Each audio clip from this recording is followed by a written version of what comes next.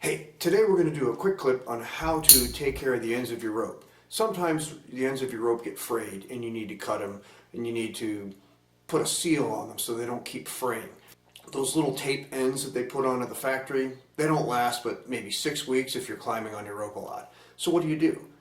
Well, I like to dip my ropes and put the ends in a type of plastic so that they don't fray anymore.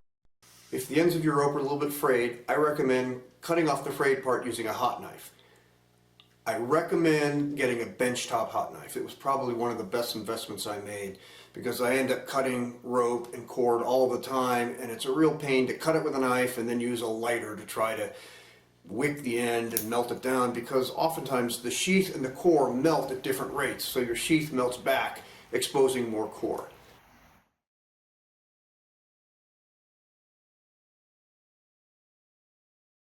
Now, originally I got one of these handheld hot knives. Don't. These are for cutting upholstery, vinyl, stuff like that. Does not work very well with a rope. Get a benchtop hot knife. It works better. Cut the frayed end off so that you have a nice clean edge on your rope. The next part is to dip it. Now, there are different kinds of dips you can use. You can use tool dip, like plastic dip. You can have the spray-on variety, or you can have the dip variety. I prefer the dip variety.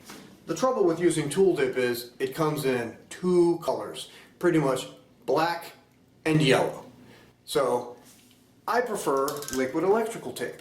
Liquid electrical tape comes in a greater variety of colors, and it's easy to dip or paint on. When I choose colors, I prefer to make each end of the rope a different color so I can distinguish one end from the other. That way, when your partner's been taking major 30-foot whippers on his end of the rope working on his project, and you've been sending on your end of the rope and not putting a lot of weight on it, you know which end is better. It also makes it easier when you're pulling the rope back and forth. You can give one end a rest. So if you pull through the anchors, you say, hey, we just climbed on red, let's climb on blue this time. And you can keep track of which end you're supposed to climb on to give the other end a rest if you've been taking a lot of whippers. So let's get to work dipping the ends of our rope.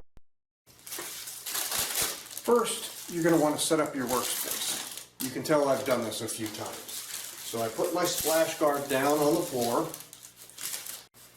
I put a stool over it so I have a place for the liquid to drip while it dries. Next, I'm going to tape off the edge so I have a nice neat line where the plastic ends. So I put tape on the rope and I mask it so that I have a nice clean line where the dip is going to end. Now it's time to dip the ends of the rope. Choose my first color.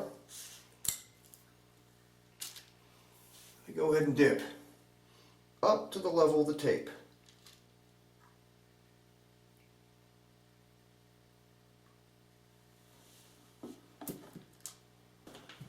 I like to tape down the rope so it doesn't slide off, and I let it hang to drip. You can dip it a few more times if you want to get a nice smooth finish. But whenever you've finished all your dippings, you can go ahead and peel off the tape. After it's dry, of course.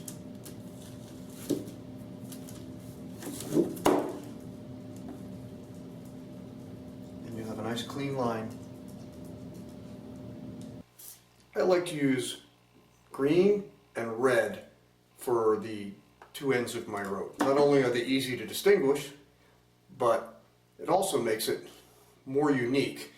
My rope is the only rope in the gym that's going to have a green end and a red end. It's easier to distinguish my rope from everybody else who has the same brand and color rope. If you've bought your gym rope at the same sale at the same store that everybody else bought their gym rope, odds are it looks like everybody else's gym rope. So it's easy to get them confused. I had some friends who had their ropes swapped up at the gym just this past week. When I use a red end and a green end on my blue rope that looks like everybody else's blue gym rope, I can look at the ends and say, this one's mine, not yours. Makes it easy to distinguish my rope from everybody else's almost identical rope. Can always tell my blue rope from all these other blue gym ropes because I have a red end and a green end. This rope also has a red end and a green end.